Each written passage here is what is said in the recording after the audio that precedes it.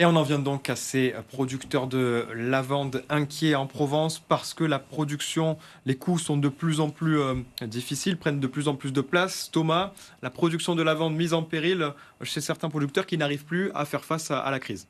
Oui, alors que le département du Vaucluse était le premier département français en termes de production et la France, premier producteur au niveau mondial jusqu'au début des années 2000. Eh bien, cette époque est depuis longtemps révolue entre la concurrence internationale, des normes européennes jugées trop restrictives. Certains professionnels tirent la sonnette d'alarme avec une surproduction. Le prix de vente de l'huile essentielle, par exemple, a fortement chuté, passant de 30 euros à 15 euros le kilo, un phénomène observé depuis plusieurs années, mais qui s'est exacerbé avec la guerre au Moyen-Orient, conséquence notamment de la hausse du prix du gasoil non routier, le fameux GNR, ou bien du gaz, qui est indispensable aussi dans la plupart des distillations. Certains producteurs en sont même réduits à arracher leur culture pour changer finalement de filière et planter tout autre chose sur les anciens champs de lavande. Bon, Christophe, ça fait peine de voir ça. C'est un combat que nous portons avec le président Muselier, puisque c'est la carte postale de la Provence, la lavande. Et on s'est mobilisé avec mon ami Bénédicte Martin, qui est la vice-présidente agriculture, pour pouvoir aider les agriculteurs. Il y a plusieurs choses. D'abord, il y a la question du réchauffement climatique, qui influe sur la production de la lavande. Donc, il y a plus de moyens aujourd'hui à mettre pour protéger nos champs de lavande. Il y a la concurrence internationale, puisqu'aujourd'hui, le plan de lavande planté dans les pays asiatiques, qui est une lavande made in China, par exemple, mais originaire de Provence, fait que le coût de production est moindre vis-à-vis du coût de production de nos agriculteurs locaux. C'est la Bulgarie, par exemple, qui produit le La premier producteur Bulgarie, par mondial exemple, beaucoup moins cher par rapport à mais c'est un bulbe, c'est une bulbe, comme le vin, par exemple, le Sauvignon qu'on trouve aux États-Unis ou en Australie, coûte beaucoup moins cher que le Sauvignon ou le Bordeaux ou le Côte de Provence. Donc il y a différents facteurs qui font que notre coût de production de la lavande est beaucoup plus cher que ce qu'on trouve à l'étranger. C'est pour ça que la région, nous avons décidé avec Renaud Muselier, Bénédicte Martin et l'ensemble de la majorité de soutenir, parce que au-delà des champs de lavande, de la carte postale, c'est toute une filière économique. Il y a à peu près plus de 40 000 emplois liés à l'exploitation de la lavande. La lavande et le lavantin. On a aujourd'hui les parfumeries, nous avons les huiles essentielles, nous avons les pochettes de lavande, et nous avons toute une filière que nous devons soutenir économiquement. Et c'est un vrai sujet. Parce que la question de la lavande, demain, ça peut être le vin de cassis, demain, ça peut être... On a un vrai coût de travail aujourd'hui à payer, puisque les concurrences avec les pays hors de l'Europe, vous parlez de la Bulgarie, mais hors de l'Europe, est une réalité aujourd'hui. Dans le cadre européen, il y a la fameuse logique Bolkestein, concurrence non faussée. Mais la concurrence aujourd'hui, il faut savoir protéger, je suis un peu long, pardon, parce que ça me tient à cœur, nos agriculteurs. Parce que l'agriculteur, c'est quelqu'un qui vit dans notre région, qui produit, et c'est aussi une question de la souveraineté, du bien-être à la française. On parle de 80% de surface nationale de lavande en région sud. Oui. C'est énorme, c'est vraiment mais c'est une filière énorme. C'est une filière. C'est comme si demain on me dit on supprime le transport maritime. Voilà. Je sais que sur cette chaîne-là, ils le prendraient mal. Mais il y a une vraie réalité par rapport à ça.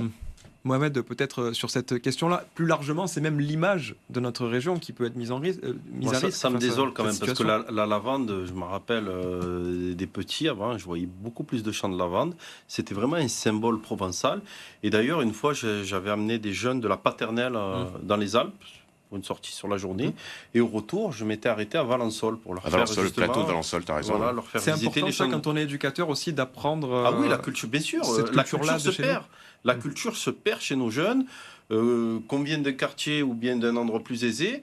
À l'époque, on avait toute cette culture parce qu'on nous l'enseignait, parce qu'on s'intéressait aussi à notre terroir et à notre pays et à notre région. Et le fait d'avoir c'est moi, quand j'entends ce que dit Christophe, j'en tombe des nues, quoi. Perdre 80% de la filière, mais c'est énorme. On va perdre quoi la prochaine fois? Le cassis? On va perdre quoi? Le pastis? Encore une fois, on est en situation de crise en France. Est-ce que la lavande, quand on voit qu'il y a déjà des problèmes sur... En fait, c'est pas vital. Je veux dire, il y a la situation alimentaire aussi, des coûts qui augmentent. Est-ce que la lavande doit quand même rester un point sur lequel on doit apporter beaucoup d'argent? Ou prioriser d'autres sujets? Et tant pis. Non, mais c'est compliqué. C'est vrai que c'est compliqué. Mais bon, en même temps, si on perd un symbole provençal, ça sera quoi la prochaine fois?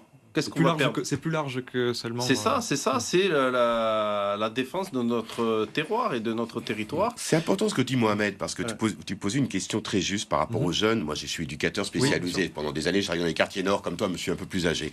Et c'est vrai qu'on emmène ces jeunes qui sont déracinés, souvent issus de l'immigration, avec des cultures différentes, dans des paysages.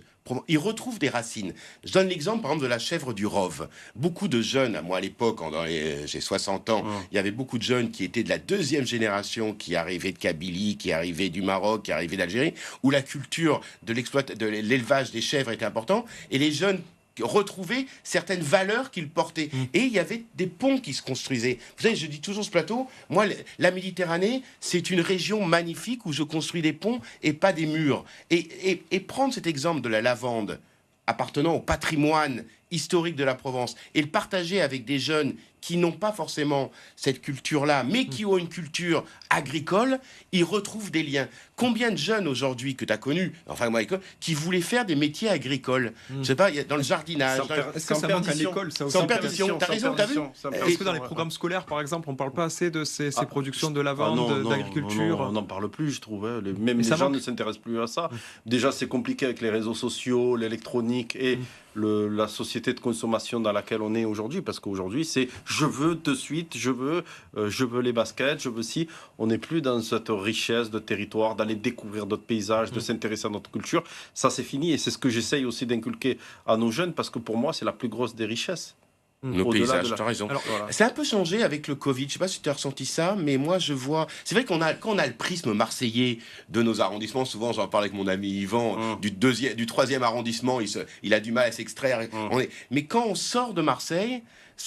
On retrouve cette logique des paysages. Quand tu vas sur le plateau de Valençol, t'en parlais, avant-hier, j'ai déménagé ma fille du côté de Pertuis et j'ai vu les paysages. Les gens sont beaucoup plus sensibles que nous à Marseille. À Marseille, on va être sensible à la Méditerranée, au Vieux-Port, à l'OM, mais bon, c'est un autre sujet, tu vois. Mais on est, je pense que depuis le Covid, on se rapproche de plus en plus de la nature. Je ne sais pas si tu le ressens, toi, avec tes jeunes. On va avancer, peut-être, je laisse conclure là-dessus. Oui, comme ça, on peut parler un peu de l'OM. mais ça, c'est intéressant parce que depuis le Covid, on a réappris en fait à redécouvrir notre territoire.